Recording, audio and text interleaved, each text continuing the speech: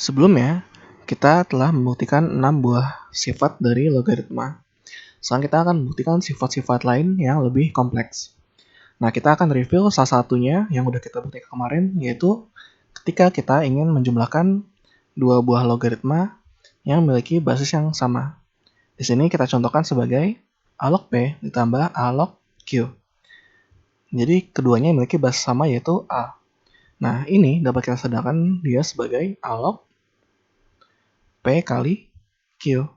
Nah, sekarang pertanyaannya bagaimana kalau kita tambahkan lagi logaritma lain dengan basis yang sama, yaitu A log R.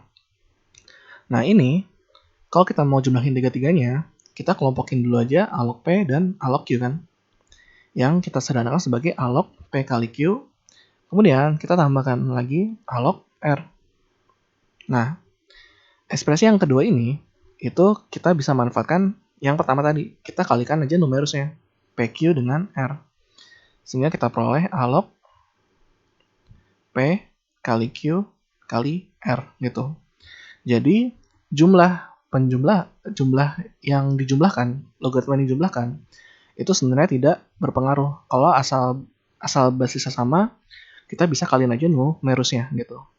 Nah, ini bukan sifat yang mau kita buktikan sekarang. Kita mau ngebuktiin bagaimana kita cara menyederhanakan logaritma A log misalkan P pangkat N gitu.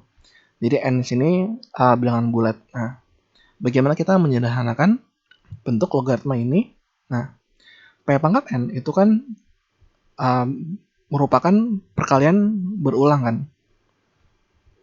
Jadi kita bisa nyatakan A log P pangkat N ini menjadi A log P kali P kali P dan seterusnya sebanyak N buah kali. Jadi P pangkat N dapat kita nyatakan sebagai P dikali P sebanyak N buah kali. Nah, ini kan bentuknya perkalian, sama seperti yang di sini, A log P kali Q kali R. Maka dia dapat kita pecah menjadi seperti ini. Masing-masing akan memiliki numerusnya masing-masing gitu. Kalau di sini PQR, maka di sini ada P, ada Q, ada R. Nah, karena di sini P semua, maka ini dapat kita pecah dia sebagai A log P ditambah A log P ditambah dan seterusnya sampai A log P lagi, dan dia ada sebanyak N buah gitu. Jadi dari numerus yang saling dikalikan, kita bisa pecah dia menjadi logaritma yang berbeda gitu. Nah, sekarang kan ada N buah A log P. Kalau dijumlahin, kan sebenarnya sama aja. Ini adalah penjumlahan berulang yang dapat kita nyatakan sebagai perkalian kan. Jadi ini dapat kita sederhanakan dia sebagai N dikali A log P gitu. Nah, jadi kalau kita punya A log P pangkat N, jadi numerusnya dia memiliki pangkat, maka dia dapat kita sedangkan sebagai N dikali A log P. Begitu pula sebaliknya. Nah, ini adalah salah satu sifat pertama kita yang telah kita buktikan sekarang. Nah, sekarang kita coba lihat sifat yang lain. Misalkan kita punya X sama dengan A log B. Jadi ini persamaannya di ruas kanan itu dalam bentuk logaritma. Nah, bagaimana kalau kita mau ubah persamaan ini menjadi persamaan dalam bentuk eksponen? Maka A ini akan memiliki pangkat X. Berarti kita bisa tulis A pangkat X sama dengan B sebagai numerusnya. Nah, kita punya persamaan A pangkat X sama dengan B. Kemudian, kan logaritma itu dia sebenarnya merupakan fungsi juga, di mana numerusnya itu sebagai input. Maka persamaan A pangkat X sama dengan B dapat kita tulis sebagai C log A pangkat X sama dengan C log B. Jadi kita sekarang punya logaritma dengan basis C, berbeda dengan sebelumnya yaitu basis A. Nah, kemudian kan di ruas kiri kita punya C log A pangkat X. Dia kan bentuknya sama seperti yang sifat tadi udah kita buktikan. Nah, kita mau taruh pangkatnya ini, si X-nya ini menjadi pengali.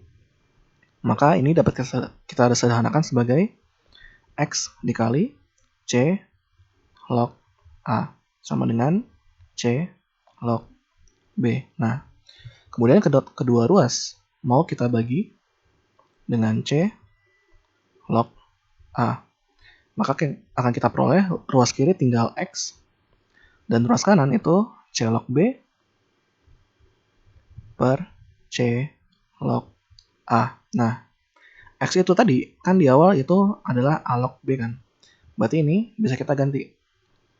X ini kita mau ganti dia dengan A log B. Nah, maka kita akan dapatkan sifat A log B sama dengan C log B per C log A. Nah, sifat ini umum kita gunakan kalau misalnya kita pengen ganti logaritma ini dengan basis yang berbeda. Kalau ini kan awalnya basis A, kita ubah dengan basis C gitu. Jadi ini salah satu sifat yang bisa kita manfaatkan. Nah, kita lanjutkan. Kan tadi sebelumnya kita udah buktikan sifat A log B sama dengan C log B per C log A.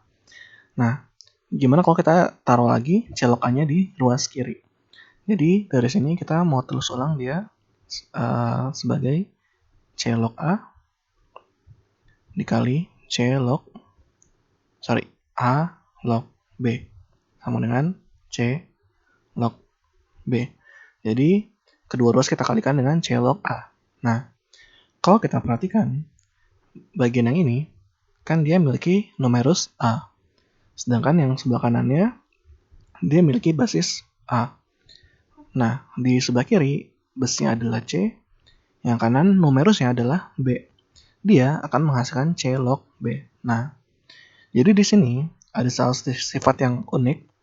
Jadi kalau kita memiliki sebuah logaritma dengan basis A yang nilainya sama dengan basis di sebelahnya dan keduanya dikalikan, maka kita akan memperoleh logaritma baru yang basisnya adalah C ini dan numerusnya adalah B ini gitu.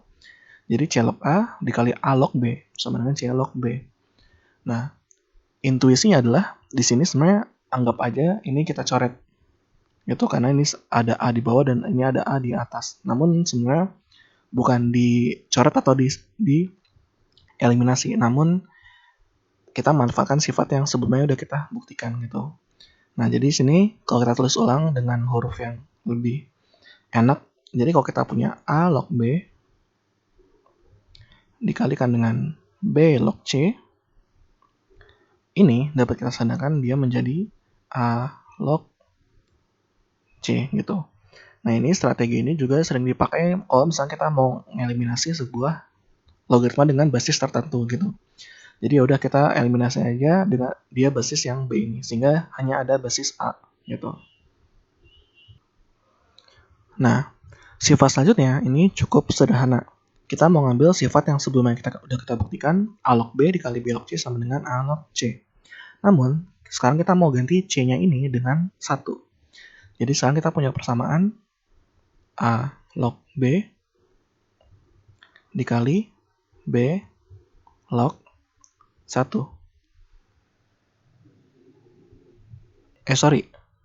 Sorry, bukan 1, tapi kita akan ganti dia dengan A. Jadi A log B dikali B log A di sini. Nah, C-nya di sini juga kita akan ganti dengan A. Menjadi A log A. Nah, yang di ruas kanan, kalau basis dan numerusnya itu sama, maka dapat kita tandangkan dia menjadi 1 kan. Nah, kemudian kedua ruas mau kita bagi dengan B log A. Maka kita akan dapatkan ruas kiri tinggal A log B. Ruas kanan menjadi 1 per B log A gitu. Nah, jadi sifat ini itu dapat kita manfaatkan kalau kita mau nuker basis dengan numerusnya. Kalau di ruas kiri A log B, kita mau tukar dia jadi 1 per B log A. Begitu pula sebaliknya, misalkan kalau kita punya logaritma, namun dia logaritmanya ada di penyebut, kita mau jadiin dia bilang. Nah, yaudah tinggal tukar aja numerusnya dengan basis gitu. Jadi kalau kita punya A log B dapat kita ubah dia menjadi 1 per B log A. Begitu pula sebaliknya gitu. Oke, nah sifat terakhir yang mau kita tunjukkan hari ini sekarang adalah sifat yang mirip dengan sifat pertama yang tadi. Namun kan kalau di sini pangkatnya itu ada di numerus. Sekarang kita mau coba kalau pangkatnya ada di basis. Jadi kita sekarang punya A pangkat M log P. Nah, sekarang gimana kita cara nyederhanain ekspresi ini? Nah, kan sini kita taunya kalau pangkatnya ada di numerus kan. Nah, sedangkan dia pangkatnya sini ada di basis. Dengan memanfaatkan sifat ini, A log B sama dengan 1 per B log A, kita kan bisa tuker basis ya dengan numerus. Sehingga dia jadinya sama dengan 1 per P log A pangkat M. Nah, kemudian kan ini dapat kita sederhanakan dia menjadi ini kan, M-nya dia sebagai pengali. Berarti kita punya 1 per M dikali P log A gitu. Nah, kemudian ini kan kita bisa pisah. Kita bisa pisah 1 per M dikali 1 per P log A. Nah, P log A mau kita tukar lagi dia antara basis dan numerusnya. Berarti kita bakal dapat sini 1 per M dikali A log P gitu. Nah, jadi kalau kita punya pangkat di basis, di sini pangkat adalah M, kita bisa keluarkan dia dari logaritma menjadi koefisien, yaitu 1 per M gitu. Jadi berbeda dengan pangkat di numerus yang dia langsung dikalikan gitu. Nah, maka kalau kita punya A pangkat M log P, dapat kita sedangkan dia sebagai 1 per M dikali A log P gitu. Nah, jadi kelima sifat baru ini yang udah kita pelajarin dan 6 sifat sebelumnya itu merupakan sifat-sifat dasar dari logaritma. Nah, kalau ada sifat-sifat lain itu biasanya turunan dari ke-11 sifat tersebut. Contohnya adalah gimana kalau kita punya A pangkat M log P pangkat N. Nah, kan ini itu merupakan turunan dari sifat yang pertama ini, yang paling atas, dan sifat yang di bawah ini kan. Sehingga dia dapat kita sederhanakan dia sebagai N per M dikali A log P gitu. Jadi sifat-sifat lain itu kemungkinan besar dia dia turunan dari ke-11 sifat yang udah kita temukan. Jadi kalau ke-11 udah kita pahamin, sifat-sifat lain itu dapat kita cerna dengan jelas gitu.